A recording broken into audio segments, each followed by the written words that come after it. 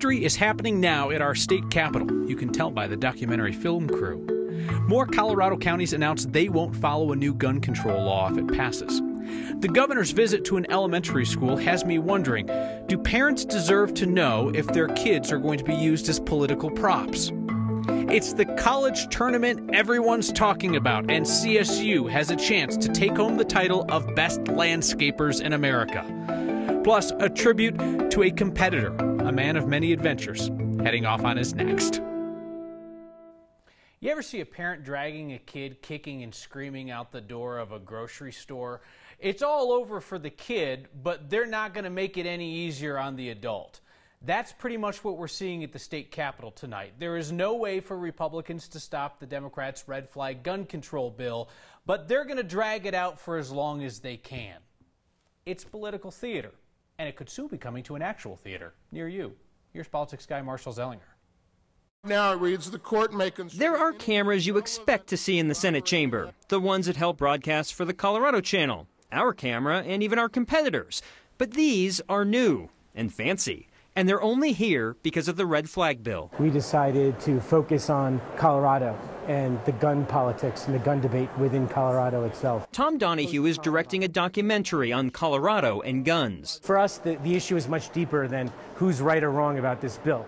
It goes to America and its love of firearms and how far back that goes in our history. Tom's cameras were there last month. Not many people know how to talk to the parent of a murdered child. When Democrats announced the red flag bill to temporarily seize weapons from someone deemed an extreme risk. One, they violate citizens' due process. They documented the committee hearings. Is there further discussion? And they were there again today as debate lasted through the day on a red flag bill that will pass. It is not primarily about mental health. It is about removing firearms from people who are in danger for whatever reason of hurting themselves or others. If this bill is not about mental health, then it's purely about gun confiscation. For us, it's not even just a movie about guns. It's a movie about democracy in action. Tom has hundreds of hours of interviews right now. Both sides, Republican Senators Dudley Brown of the Rocky Mountain Gun Owners, gun control groups, Douglas County Sheriff Tony Spurlock, the Democrats who are enduring all of the conversation going on right now in its 8th hour at the Capitol right now, Kyle. And when this vote happens, it's possible they could get called back tomorrow. But if it happens tonight, some of the Republicans have already left. They just won't be voting. They'll be absent. This is an issue, Marshall, that isn't just going to be this one session. This has the potential to go to recall elections, to go to future primaries and general elections. We are going to be talking about this bill for years. And a lot of that's by design. Some of what's happening today is to be used for the next election. Interesting. All right, Marshall, thank you. Colorado's Attorney General says county sheriffs who are refusing to enforce that red flag bill if it becomes law should instead resign their posts. Yet more and more counties are signing up to ignore red flag in direct defiance of Colorado's chief law enforcement officer. More than half of Colorado's 64 counties have now passed resolutions saying that they intend to protect Second Amendment rights in their counties, a signal that they're going to ignore red flag. The city of Pueblo is considering doing the same thing next week. We're still too cheap to pay for the singers, so it's left to me to tell you this is Polis's Promises. We check in on campaign pledges made by our new governor. The governor is keeping up pressure on legislators to fund his full-day kindergarten plan. He did so today with a photo op at Denver's Greenlee Elementary. Polis's fellow Democrats are offering some but not all of the money that he wants to fund the first year of universal full-day kindergarten. Can I just say that I am a little uncomfortable with the whole public school kids as political props thing? DPS says teachers picked which students would appear up there for what was, let's be honest now, a political pressure campaign. DPS says parents were told the governor was coming to the school and that some of the kids would be part of the event. If I'm a DPS parent, and I will be in the future, I want a whole lot more information than that. Now, there is no way that I would opt my daughter out of a visit by the governor of any party. I mean, what a cool experience for a kid. But if I turned on the TV and I saw my kid being used as a prop for a political message, oh, Lord have mercy. Yeah, no, that is not cool.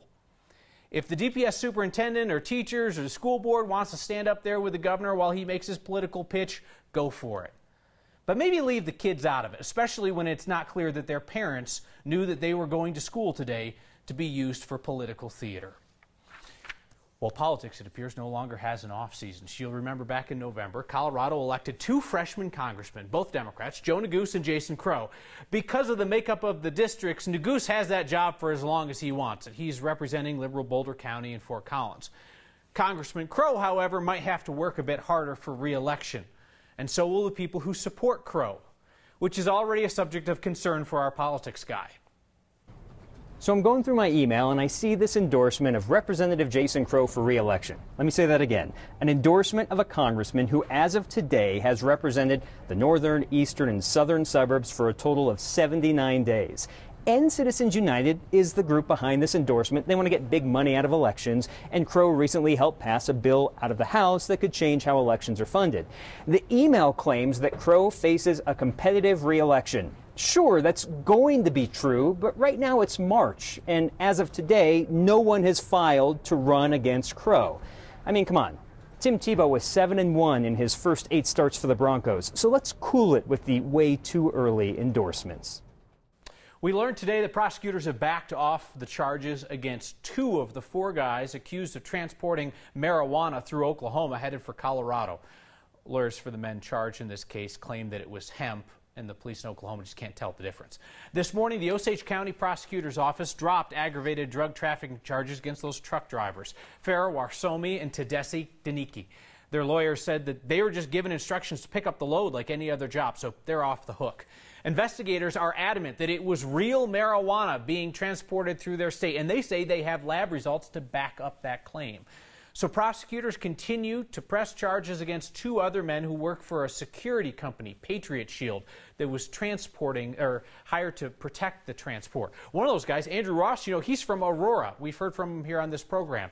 He and his security colleague face 15 years to life. Ross's attorney says the DA's office is claiming the secondary testing of the product shows 1,000 pounds of what was on the semi tested at 1.0 for THC. That's over the legal limit for what can be considered hemp. Prosecutors are going to subpoena the drivers to testify against the Patriot Shield employees when they come back to court in August. It's big national news today. Special counsel Robert Mueller wrapped up his nearly 2-year investigation into President Trump and possible Russian collusion, handed over that report to the U.S. Attorney General today. You heard all about that on Nightly News. The AG says he could advise the Congress on conclusions as early as this weekend. There are 2 Coloradans on that House Judiciary Committee that would hear from them, Republican Ken Buck and Democrat Joe Neguse. The most Colorado thing we saw today was a plane proudly sporting our state's colors. Have you seen this out at the airport? I think I caught a look at it a couple of months ago, if I'm not mistaken. Next viewer, Rob Farina, saw this Southwest plane on the tarmac at DIA this week. Thanks for sharing a very cool sight. Love the mountain view in the background. Share the most Colorado things you see with the hashtag HeyNext or email next@9news.com. A dozen years ago, I got to Denver. I flipped on the TV and saw this incredibly cool, smooth, and authoritative newsman on Channel 2. And I noticed on Friday nights he even ditched his tie, so he's my kind of guy. Ernie Bjorkman wraps up his run at Channel 2 today after nearly 3 decades in Denver news. Ernie Bjorkman first worked at Channel 7 before he went to Channel 2. He lost his job there during industry-wide cutbacks in 2009, and it was in those years that I grew to admire Ernie even more because he reinvented himself as a certified vet tech. Second career for a guy who just loved animals. He traveled the world, and he served in the Peace Corps with his wife. News came calling again, and Ernie returned to Denver for a second stint on TV, again at Channel 2. There is nothing that suggests that Tom Green's buddy Ernie is retiring today. Nah, he's just chasing his next adventure. So all the best to the incredibly cool guy who has lived in our TVs. Colleges compete at landscaping, but don't call it March Madness. No, they think bigger. It's kind of like the Olympics of the green industry. And it's happening right now in Fort Collins. We love your good news so much. This Friday, we'll soak it in from the sun shining on Sloan's Lake to the clouds covering Fort Collins. And an artist from Denver gets her big break at home. He always thought I would have a show at the Denver Art Museum, but not now, not when I just turned 30.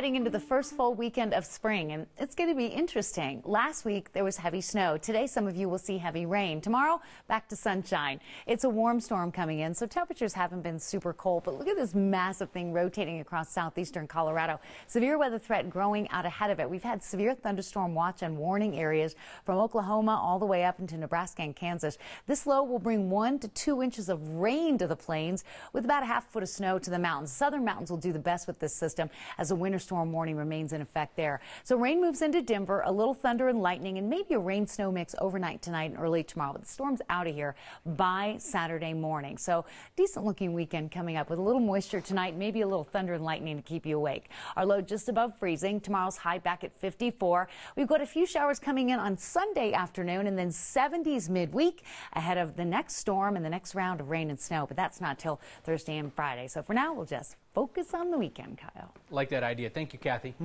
64 teams have a shot at the big title. Powerhouse programs like Michigan State, Kansas State, and CSU. At this point, you know we're not talking about basketball.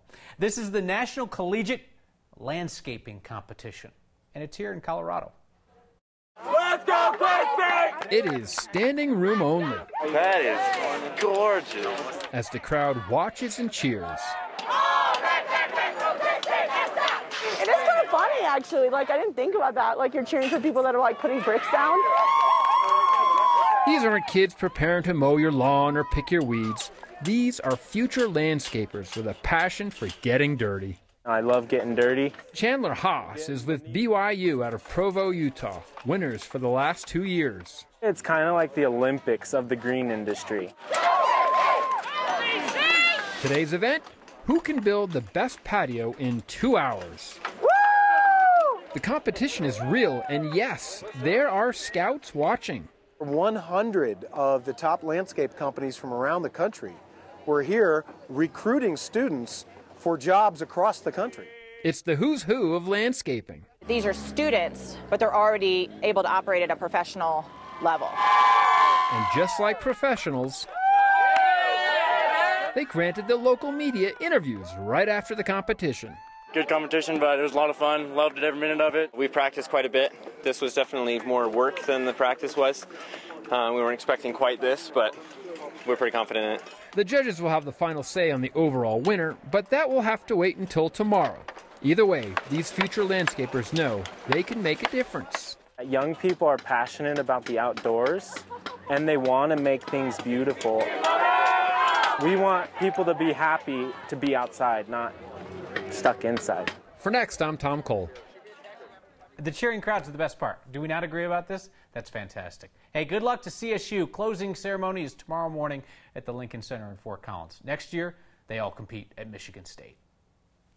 An artist from Denver is getting her big break right in her backyard. It has shaped who I am. I am of and from Denver, Colorado, and I am very proud to tell people that Denver is my hometown. And it's that time of the week. My good news is it didn't rain on my cameras today, so that's really good. We celebrate your good news, focusing on life's simple pleasures. Next.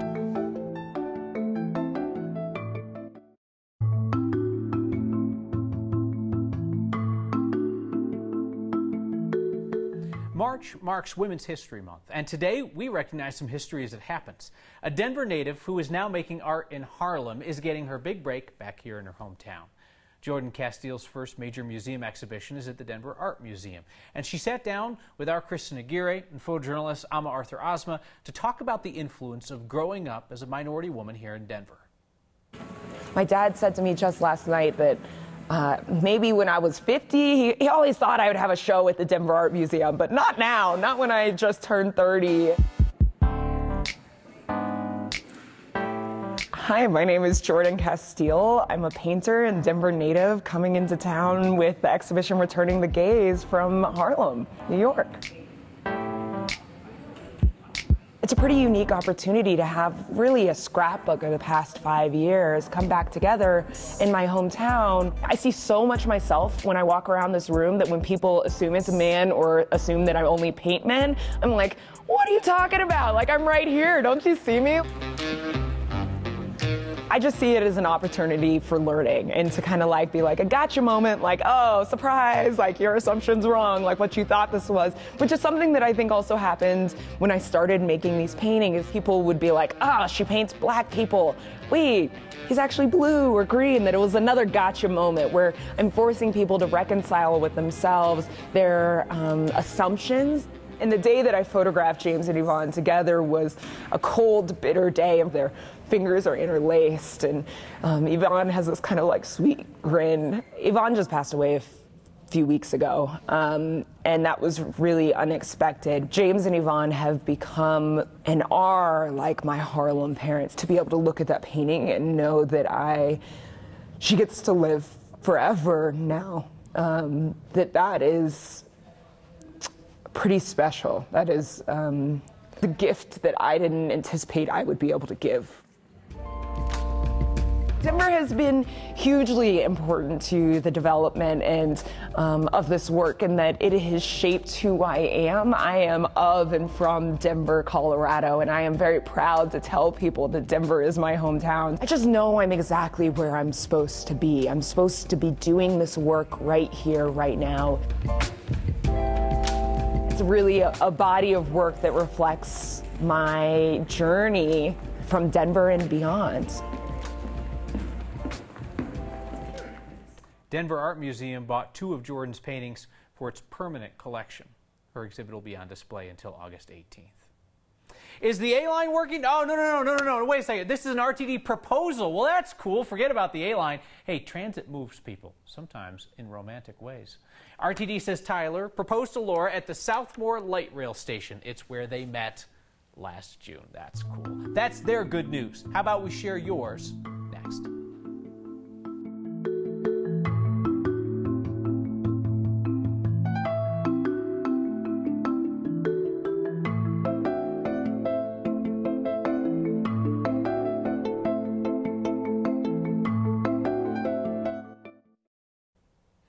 Our next team gets excited every Friday for one of our enduring traditions, because Fridays are for your good news. Today, a double dose from sunny Sloan's Lake in cloudy Fort Collins. My good news is I'm from Ohio and I'm in Colorado competing in the NCLC.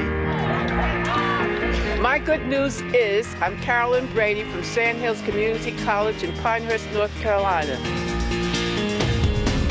We won the school competition. Yay! I'm here with my attractive friend Nick and his wonderfully lovely sunglasses.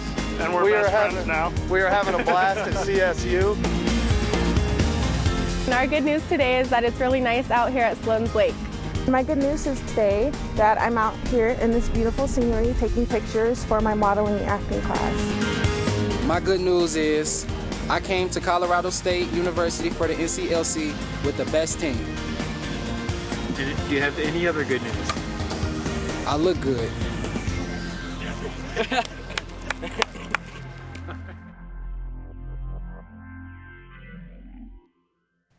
We close with your feedback. Ann says, Kyle, I work in public education. Parents sign media waivers to approve or decline the very situation kids were placed in today with the governor. And Ann, my argument is that a simple media waiver, are you okay with your kid appearing on camera, does not mean consent for your kid to be used to endorse a political agenda. That, I think, no matter what the policy or politics, should be a completely separate conversation.